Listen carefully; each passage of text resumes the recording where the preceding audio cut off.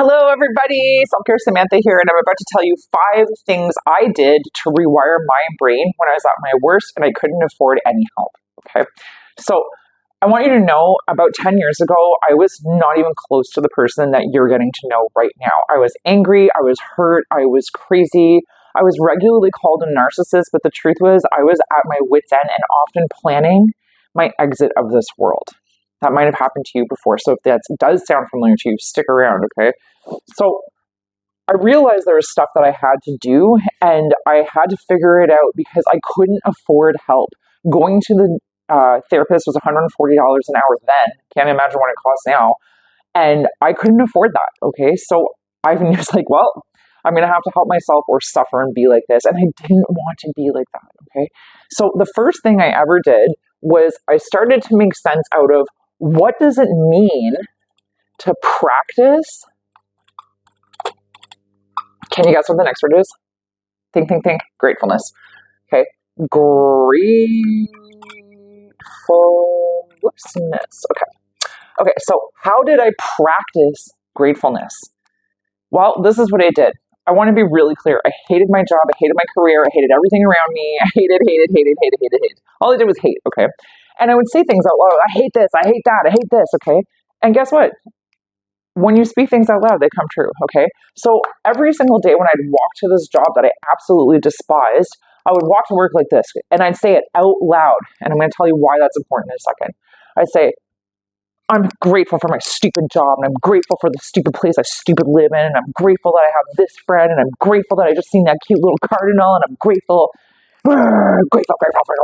Okay, and it took me a while to sort of stop being angry when I said those things. I mean months, okay? But every morning I'd walk to work, and every morning I'd tell myself, well, at least I can pay my bills, and I can do this, and at least I can do whatever, okay?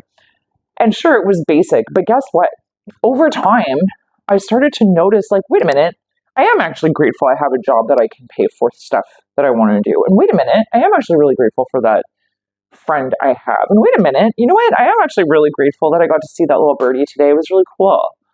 And then I would be able to actually ponder and actually harness the sensation of gratefulness, because saying thank you is not the practice of gratefulness. It's actually like this weird societal thing that we have ingrained in us, but for the most part, most people say thank you out of automatic habit, not because they're genuinely grateful, okay? So part of the reason why I did this out loud, and let's write this out loud, is because I really believe that to verbalize, I want you to write this one down for yourself, okay? To verbalize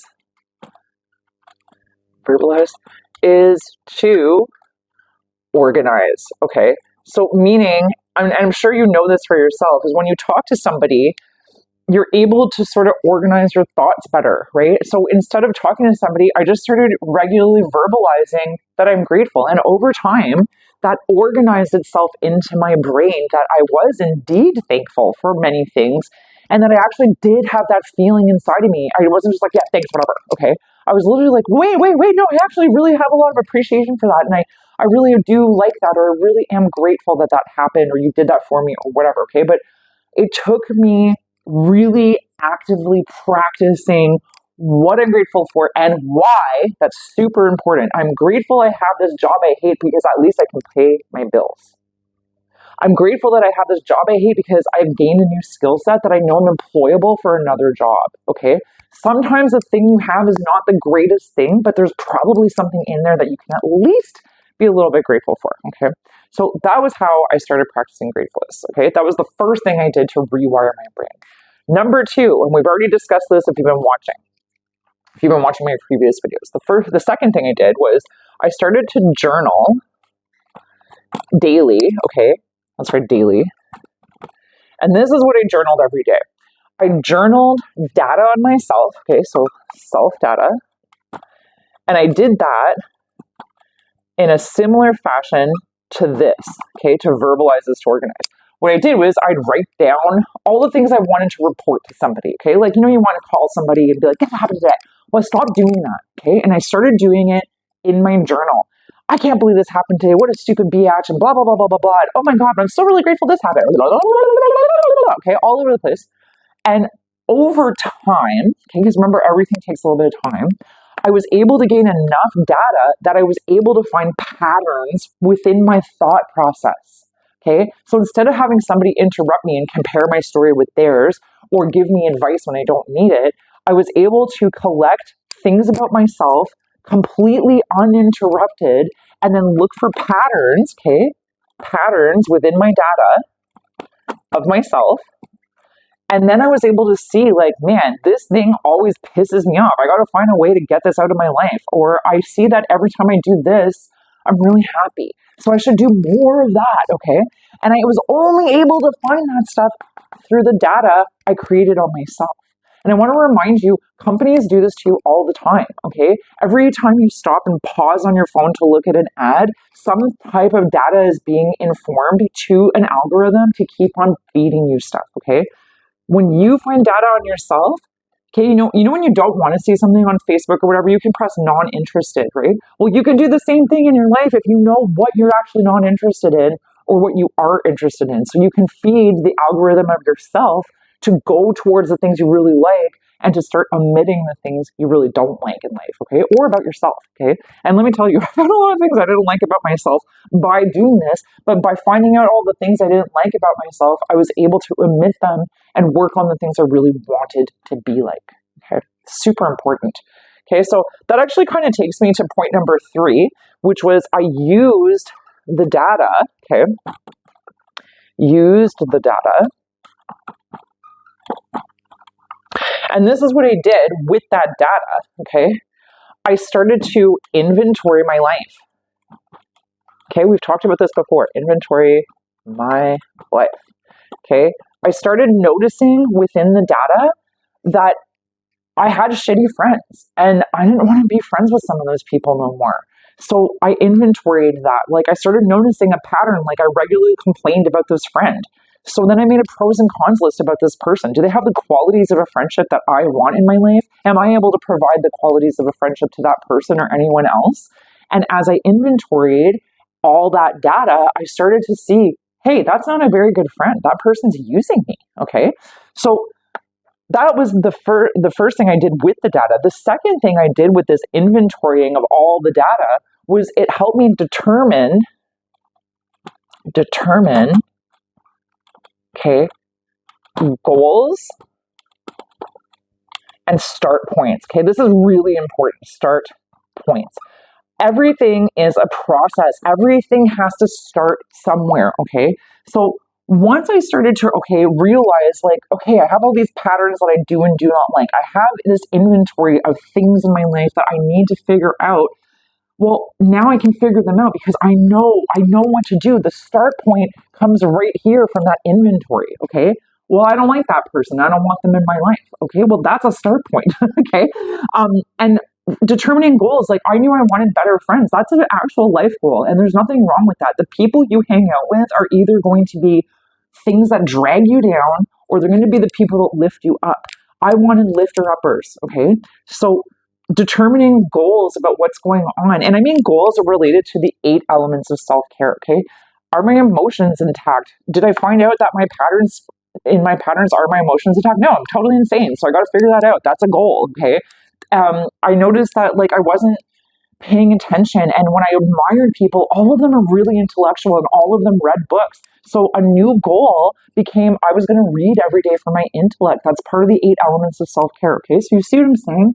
I was able to determine what I needed to do for myself and find the starting points through collecting data about myself and inventorying it. And this is not hard stuff, guys. This is simple pros and cons list. Do I like this person?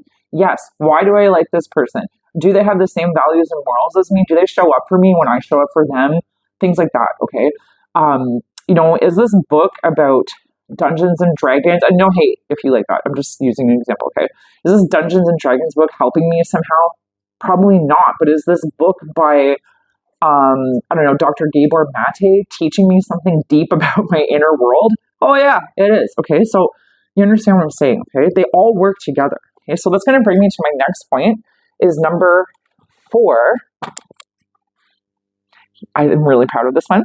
I hope you're already doing this. But number 4, this all brought me to creating the grit board, okay? I call it the grit board because grit specifically means to persevere even when things are getting hard. So creating the board around the 8 elements helped me create all the things I need to do in my goals, okay?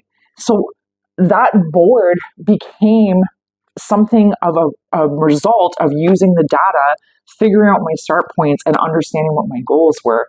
And then the board let me have a visual every single day of the things I want to do in order to create the habits, okay?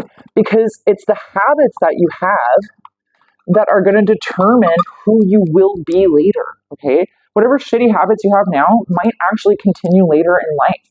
I see it all the time. I know people who have zero desire to get better because they've always done it this way, and yet they're unhappy with everything. Well, guess what? Doing it that way still probably isn't getting you where you need to go, right? So creating those habits around the 8 elements by using my inventory of data made me make the grit board. Okay, if you want to make your own grit board, if this is your first time here, you should go back into my videos. I have a playlist about the 8 elements of self-care and how to create your own customizable board, because there's 8 elements of self-care. You might be really good at 5 of them and need to focus on 3 of them, okay? Maybe you're like me. I don't need to be told to work out. I will go downstairs and just work out in my little gym. Boom, boom, boom, okay? But you know what I do need to be told every single day? Do the fucking dishes, okay?